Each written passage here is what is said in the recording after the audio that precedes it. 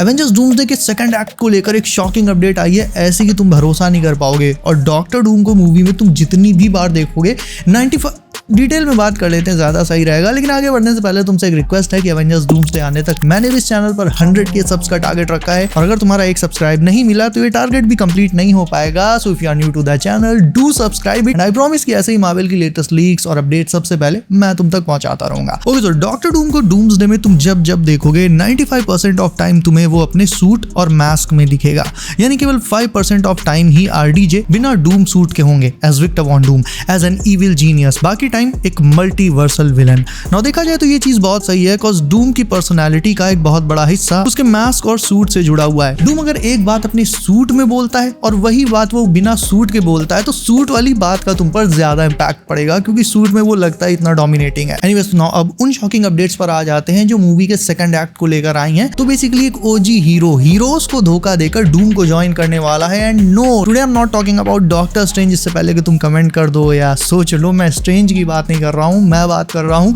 ओजी Cyclops की। एक ऐसा हीरो जिसकी अच्छाई, जिसके प्रिंसिपल्स कैप्टन अमेरिका वाले लेवल के हैं। सोचने में इम्पॉसिबल लगता है कि ये बंदा विलन को ज्वाइन ही नहीं कर सकता, लेकिन अगर ज्वाइन कर रहा है तो जाहिर है इसके पीछे कोई बहुत बड़ा रीजन होगा। रीजन क्या है वो मैं तुम्हें बताता हूँ। देखो, मैंने तुम्हें पहले भी बताया है कि एक्समैन कई सालों से उन यूनिवर्सेस को डिस्ट्रॉय करते आ रहे हैं जिन यूनिवर्सेस से उनके यूनिवर्स का इनकर्जन होता है। तो वो उन यूनिवर्सेस को डिस्ट्रॉय कर देते हैं ताकि उनका अपना यूनिवर्स बचा रहे और इनकर्जन ना हो। इसीलिए तो वो टोबी के स्पाइडी के यूनिवर्स को भी खत्म करने के लिए डेडपूल और वुल्वरीन को उसके यूनिवर्स में भेजेंगे। और गेस करो उनके टारगेट पर अगला यूनिवर्स कौन सा है? 616। क्योंकि याद करो, द मार्वल्स के पोस्ट क्रेडिट सीन में मोनिका भी 616 से 10005 में चली गई थी, यानी एक्समैन के यूनिवर्स में। दैट मींस एक इनकर्जन 616 और 10005 के बीच भी हुआ होगा। ये बात बीस्ट को और अब तक एक्समैन को पता चल चुकी होगी, और टोबी मैगवायर के यूनिवर्स को खत्म करने के बाद उनका अगला टारगेट होगा 616। लेकिन इससे पहले कि वो कुछ गड़बड़ करें, एवेंजर्स को ये बात पता चल जाएगी कि एक्समैन क्या कर रहे हैं, और वो एक्समैन के यूनिवर्स में फैंटास्टिक फोर के साथ जाकर उनसे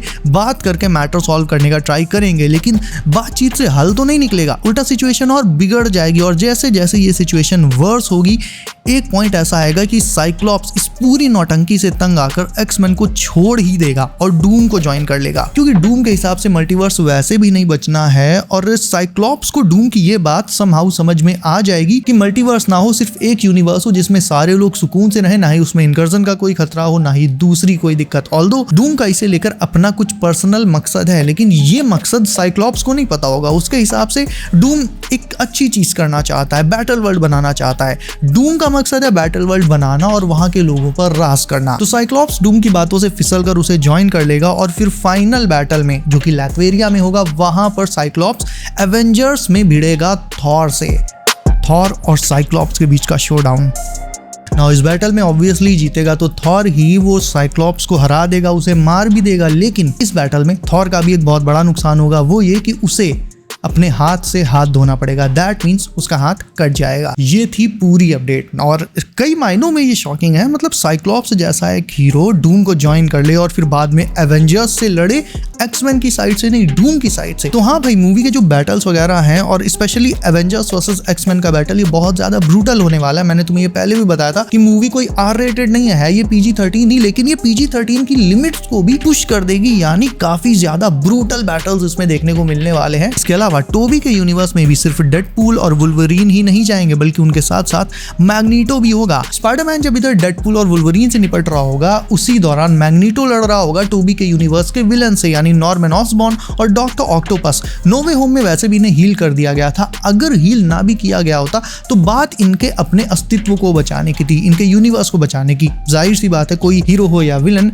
अगर उसका अपना यूनिवर्स खतरे में आ जाएगा तो फिर वो मैदान में उतरेगा, चाहे उसकी मेंटालिटी जैसी भी हो, क्योंकि उसे अपना खुद का एग्जिस्टेंस बचाना है। इसीलिए डॉक्टर ऑक्टोपस और ग्रीन गॉब्लिन, नॉर्मन ऑसबॉर्न, ये भी बैटल में उतर आएंगे और मैग्नीटो इनसे लड़ेगा। अब याद करो, कुछ टाइम पहले मैग्नीटो के एक्टर सर आयन मैकेलन ने ये कहा था कि मूवी में वो न्यू जर्सी उड़ाने वाले हैं, पूरा शहर उड़ा देंगे।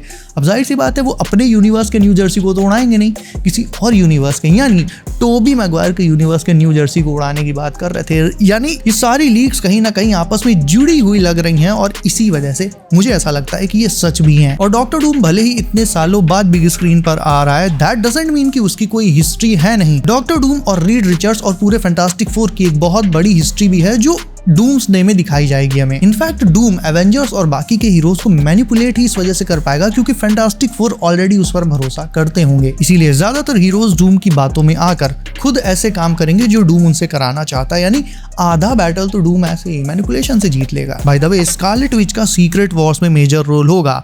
डूम्सडे में वांडा को लेकर फिलहाल अभी तक कोई सॉलिड अपडेट या लीक्स नहीं है, लेकिन सीक्रेट वॉर्स में है। सपोजेडली वांडा का रोल सीक्रेट वॉर्स में काफी इंपॉर्टेंट है। अभी 2-3 दिन पहले ही मैंने तुम्हें ये भी बताया था कि स्कारलेट विच म्यूटेंट सागा में भी कंटिन्यू करने जा रही है, नॉट एज अ हीरो बल्कि एज अ विलन। यानी जो स्कारलेट विच अब वापस आएगी, जिसका रिटर्न होगा, वो 616 वाली वांडा नहीं होगी, वो होगी एक वेरिएंट किसी ऐसे यूनिवर्स से जहां पर वो मैग्नीटो की डॉटर है। यानी उसकी जो हिस्ट्री है, उसका बैकग्राउंड है, वो म्यूटेंट से पहले से ही जुड़ा हुआ है एंड दैट्स एग्जैक्टली व्हाई वो म्यूटेंट सागा में एज अ विलन कंटिन्यू करने जा रही है। एंड हाँ, वैसे तो डूम्सडे में बहुत सारे अलग अलग यूनिवर्सेस दिखाए जाएंगे, लेकिन मूवी का एक बहुत बड़ा पोर्शन 828 में हमें दिखाया जाएगा। क्योंकि सबसे पहले तो देखो 828 डूम का होम यूनिवर्स है। 828 में ही लैथवेरिया है, डूम भी लैथवेरिया से आता है। वहां पर डूम और फैंटास्टिक फोर की पूरी हिस्ट्री भी दिखाई जानी है। तो हाँ, काफी बड़ा मूवी का पार्ट 828 में दिखाया जाएगा। डॉक्टर डूम की बैक स्टोरी, उसका ओरिजिन भी दिखाया जाना है और फाइनल बैटल भी 828 में यानी लैथवेरिया में ही होगा। एक इनसाइडर ने ये भी बताया है कि थॉर और स्टीव की जो प्रेजेंस है मूवी में, वो इसे और भी डीप एंड सीरियस टोन दे देती है और ये दोनों ही प्लॉट के लिए सबसे ज्यादा इंपॉर्टेंट है। हाँ, स्टीव थॉर से थोड़ा ज्यादा जरूरी है क्योंकि अल्टीमेटली मल्टीवर्स ब्रेक हुआ ही उसी की वजह से है, ना कि थॉर की वजह से। और भाई बार बार ये जो थॉर का हाथ कटने वाली रूमर्स, लीक्स, जो भी कहना है कह लो, ये जो आ रही हैं, पहले मैंने तुम्हें बताया था कि डूम और थॉर का जो फर्स्ट इनकाउंटर होगा, उस फाइट में, उस बैटल में, उसी बैटल में, मतलब पहले इनकाउंटर में डूम थॉर का हाथ अलग कर देगा। मतलब पहले बहन ने आंख नोच ली, फिर डूम हाथ काट देगा। जो आता जा रहा है हर कोई कुछ ना कुछ काट रहा है। कायदे से देखा जाए तो थॉर का ही सबसे ज्यादा कट रहा है। सो मित्रों, दैट्स इट फॉर टुडे। तुम्हें क्या लगता है थॉर का हाथ कौन काटेगा, साइक्लॉप्स या फिर डॉक्टर डूम? ये अब तुम मुझे कमेंट करके बताओगे। इसके अलावा वीडियो को अभी तक लाइक नहीं किया तो इसे भी लाइक करके चैनल को दो सर, नोटिफिकेशन बॉल पर डालना मत भूलना ताकि आने वाली लेटेस्ट वीडियोस और अपडेट्स तुमसे कभी भी मिस ना हो। सो बी सेफ गाइस, अपना ख्याल रखिए आप। मेरा नाम है Himanshu and as always I will see you in next one.